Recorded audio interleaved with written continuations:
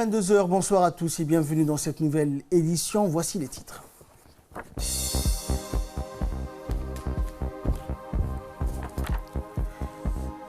Une cérémonie de remise de dents de la diaspora djiboutienne du Minnesota a eu lieu aujourd'hui. Et dans l'actualité internationale, les États-Unis souhaiteraient le retrait de toutes les troupes étrangères de la Libye. Bonsoir à tous. Un incendie s'est déclaré tôt ce matin dans le secteur de Khartoum, derrière le collège d'Ambouli et plus précisément au niveau des rues 9 et 10. Et pour constater de visu les dégâts causés par l'incendie, le Premier ministre Abdelkader Kamel Mohamed, accompagné du ministre de la Communication Radouane Abdullahi Bahdon et de la maire de la ville de Djibouti, Fatouma Awal Ousmane, s'est rendu sur les lieux du sinistre. Et selon les éléments de la protection civile, l'incendie a détruit complètement 13 habitations. Constater donc qu'a pu effectivement faire le Premier ministre, ce qui s'est par ailleurs entretenu avec quelques habitants du secteur pour leur faire part de son soutien et solidarité ainsi que de celui du gouvernement. Il a rassuré les victimes que toute l'aide nécessaire leur sera apportée.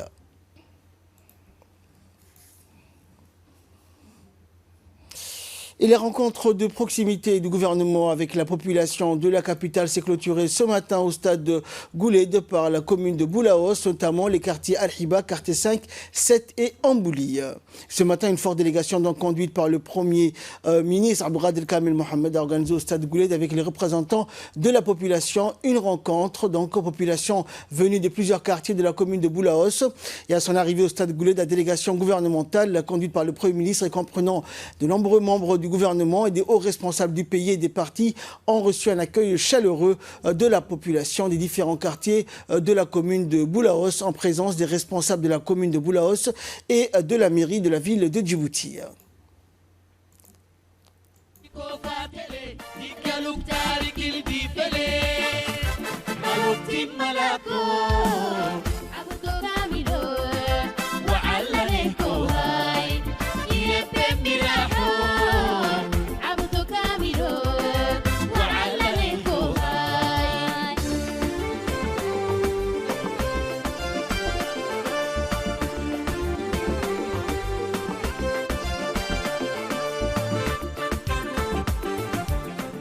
Les échanges ont permis de faire un large tour d'horizon sur les différents problèmes socio-économiques que rencontre la population des quartiers de la commune de Boulaos, des représentants, des élus de la commune, des représentants des associations des femmes, des jeunes de la société civile ont pris tour à tour la parole pour échanger avec les membres du gouvernement sur les difficultés rencontrées par la population et afin de trouver des réponses. Les membres du gouvernement ainsi que le Premier ministre Abdelkader Kamel ont répondu aux questions soulevées par la population et ont entendu les doléances des leaders communautaires lors de cette rencontre de proximité du gouvernement. Cette clôture donc fait suite aux différentes rencontres de proximité qu'a organisé le gouvernement qui avait débuté dans les régions de l'intérieur et terminé donc dans les communes de la capitale.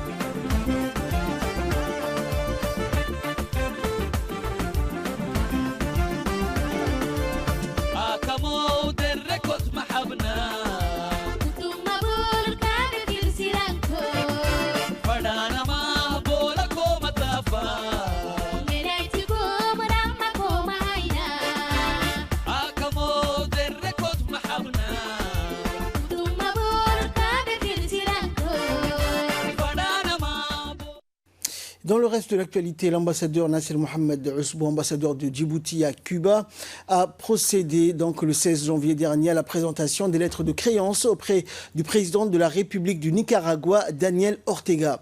Lors de la remise des lettres de créance, le président Ortega a accordé à l'ambassadeur djiboutien un bref entretien au cours duquel l'ambassadeur djiboutien donc lui a remis une lettre du président de la République, Ismaël Omar Guelleh, relative à la candidature de notre pays pour un poste non permanent au Conseil de sécurité des Nations Unies pour la période 2021-2022. À cette occasion, le président nicaraguayen a exprimé sa volonté d'encourager une diplomatie active au service de la paix, du progrès et du développement commun. Il a exprimé également sa détermination de poursuivre et d'intensifier la coopération avec l'Afrique et Djibouti en particulier, ainsi que le soutien de son pays à notre candidature. Le président Ortega a chargé l'ambassadeur Ousbou de transmettre son message de félicitations et de salutations et d'amitié au président de la République, Ismaël Omar Guelleh, ainsi que le souhait de son pays de pouvoir intégrer l'Union africaine en qualité d'observateur, raison pour laquelle il serait très reconnaissant de pouvoir compter à ce propos sur le soutien de Djibouti.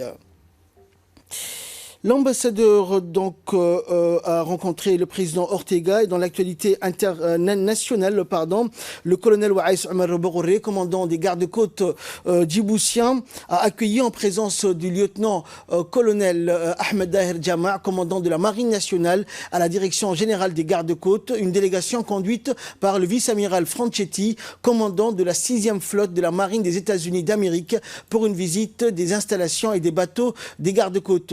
Le vice-amiral Franchetti a apprécié le travail louable des gardes-côtes et les résultats remarquables de ces missions. Le vice-amiral a aussi souligné que les gardes-côtes sont une institution importante dans le domaine de la sécurité et de la sûreté maritime régionale. Elle a également félicité le colonel Waïs Omar, donc commandant des gardes-côtes, pour son travail honorable réalisé en un laps de temps très court afin de développer les capacités opérationnelles des gardes-côtes djiboutiens. Elle s'est réjouie de l'excellence des relations entre les deux parties et a hautement formulé son souhait de les voir se développer davantage à l'avenir. Le colonel Waïs Omar a remercié pour sa part le soutien inestimable en équipement, matériel et formation dont a bénéficié les gardes-côtes donc de la part des États-Unis d'Amérique depuis sa création. Et suite aux échanges, la visite du vice-amiral s'est clôturée par une visite en mer pour voir les installations côtières des gardes-côtes et leur zone d'opération.